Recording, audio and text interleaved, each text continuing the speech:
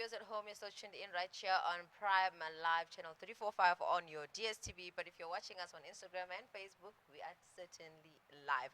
Now, joining me to demonstrate how to ensure a swift and humane sacrifice while offering practical steps, or rather tips for maintaining and sharpening your blades, I am joined by Adil Mungalee, founder of the Fishing Fanatics and Sisinde Survival Skills.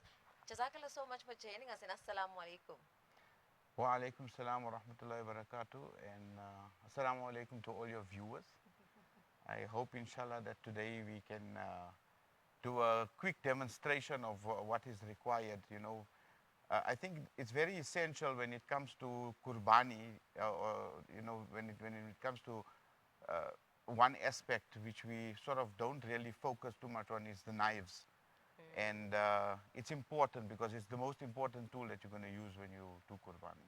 Now, Mr. Adil, I believe that you're not a stranger here in Prime Life. Last we had you were sharing in on the camp that was going to be taking place and the discipline it was going to sort of instill in children in terms of handling fire, handling knives. And I think it's time to revive the conversation since we are all heading towards Qurbani and there's going to be a lot of, chaos happening because we're trying to slaughter, we're trying to do this, we're trying to do that. I think just to start us off tonight is, can you provide us some practical tips on how to handle knives in a very safe way, at the same time being able to perform that sacrifice in that sense?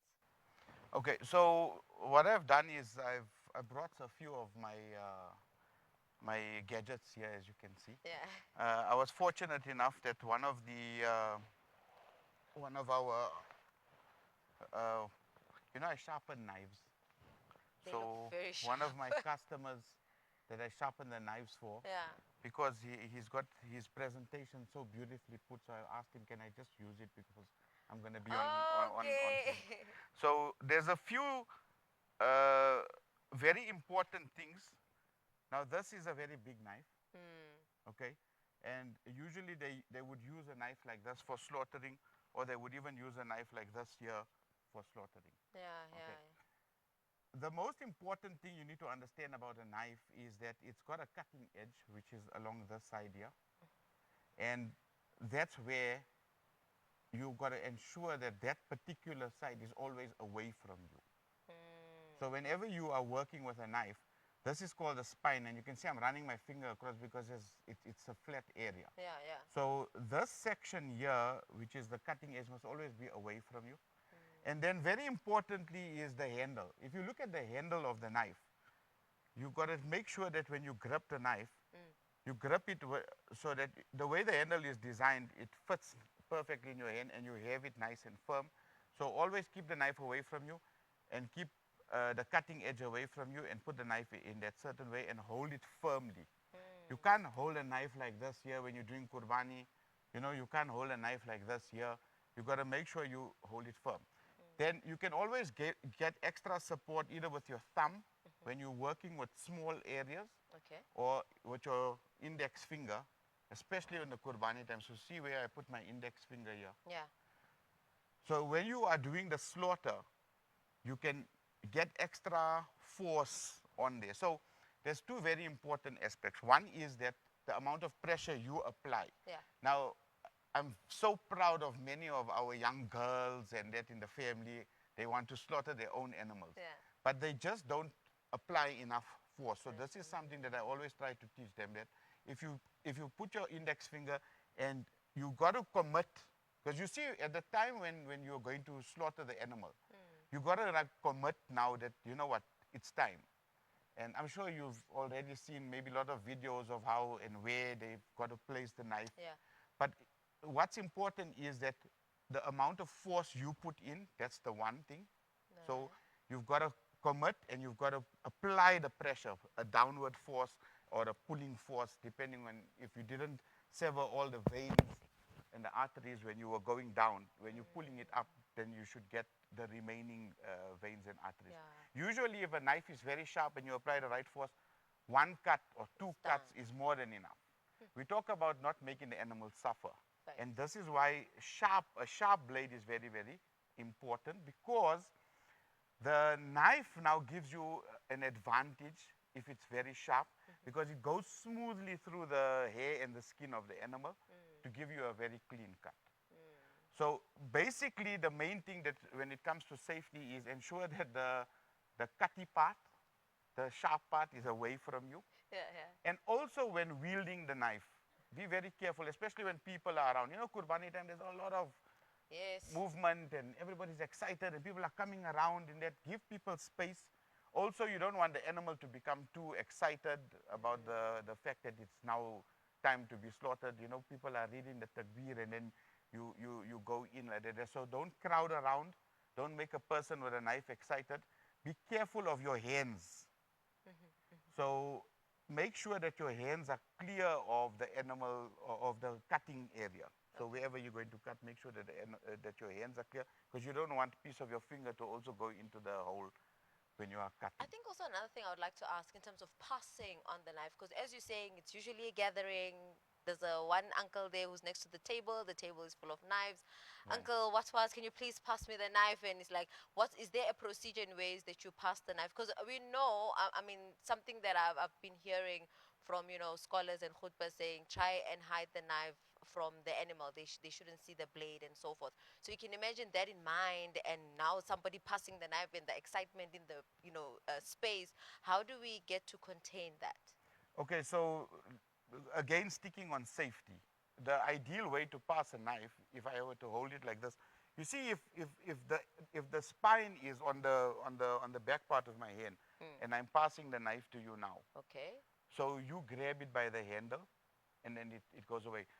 From the time we were little kids, you'll always hear the adults saying, you don't pass the knife like that. So always pass the knife, handle first to the person, making sure that the sharp edge is away from you, like this or like this here, and you have your spine here so that your hand is protected when you are passing the knife. And obviously, a very important thing is that when you work with knives and things like that, be cognizant of what you're doing.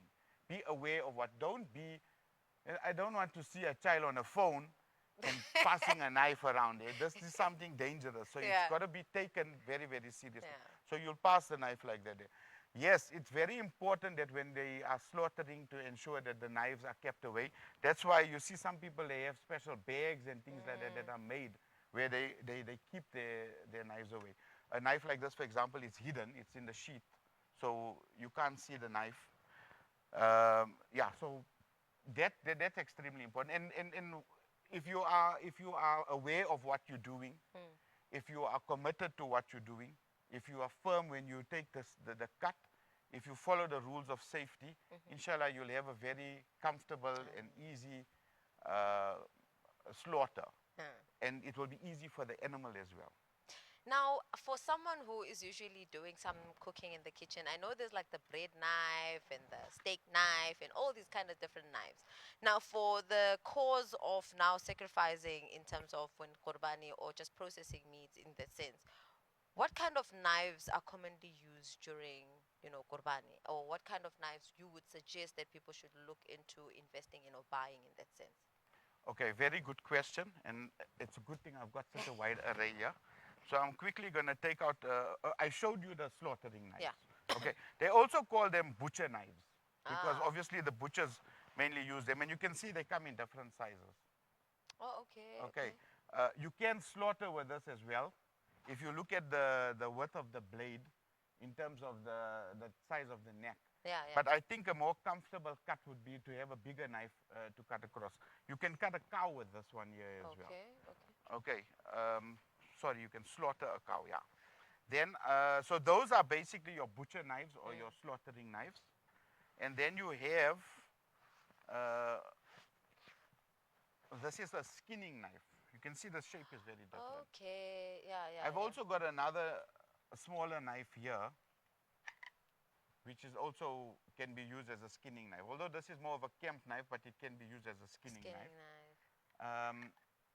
And so this here is the skinning knife. Usually when you buy these, they come in those sets. Yeah.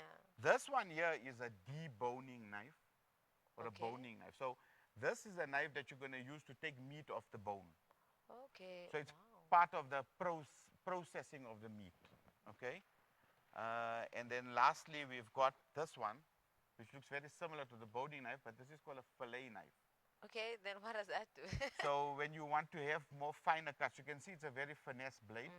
So even with fish, for example, when you want to fillet the fish off the bone, Yeah, yeah, or you're working with the chicken, or even if you take the steak knife and you want to cut those very fine pieces, yeah. you'd use your fillet knife. So in terms of when you're buying, and depends on the level at which you are processing the meat, because Yeah. you're going to slaughter, then you're going to skin, which is what I showed you, Yeah. and then you're going to, if you're boning, mean taking the meat off the bone, and then if you're doing fine work, that's what you do.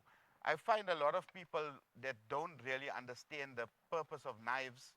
They use one knife for everything, but it makes a big difference when you have the right tool for the right job. This excites me because I understand that now I can go there to the uncles and be like, guys, you guys are using the wrong knives, because they tend to say, go fetch a knife in the kitchen. So I'll be able to say, no, you guys must buy the right set to get the right work and the processing of the meat correctly done.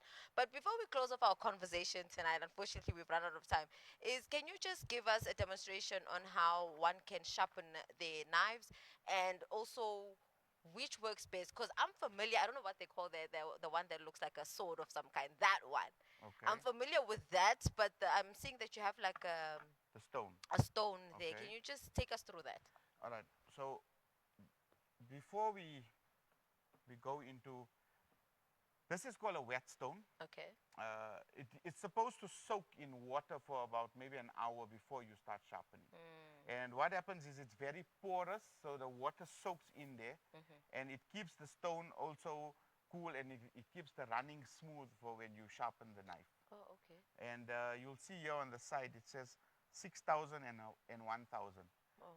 That refers to the grit.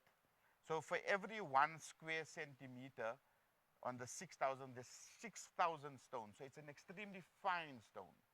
And then on this one, every 1 square centimeter, you have 1,000 stones. Wow. So this is a more rough one. Rougher, yeah. Yeah. There is a very distinct understanding of the anatomy of the cutting edge of the knife, which we have to look at.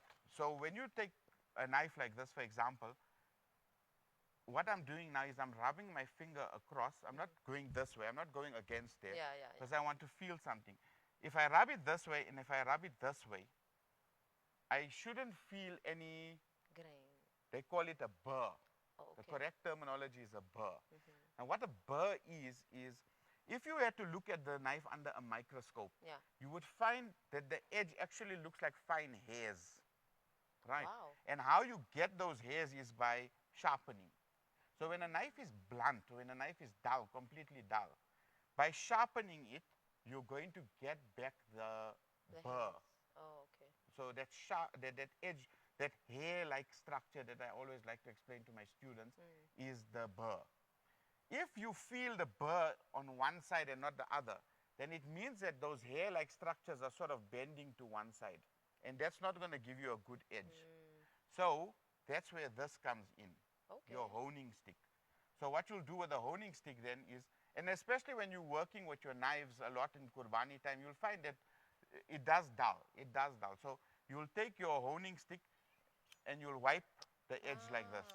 You see, Okay. and the angle is extremely important. So when you wipe, you'll hear it. When you wipe it, or you can wipe it like this across for the other side. So what that does is it realigns those hairs to make it sharp again. Okay. Okay.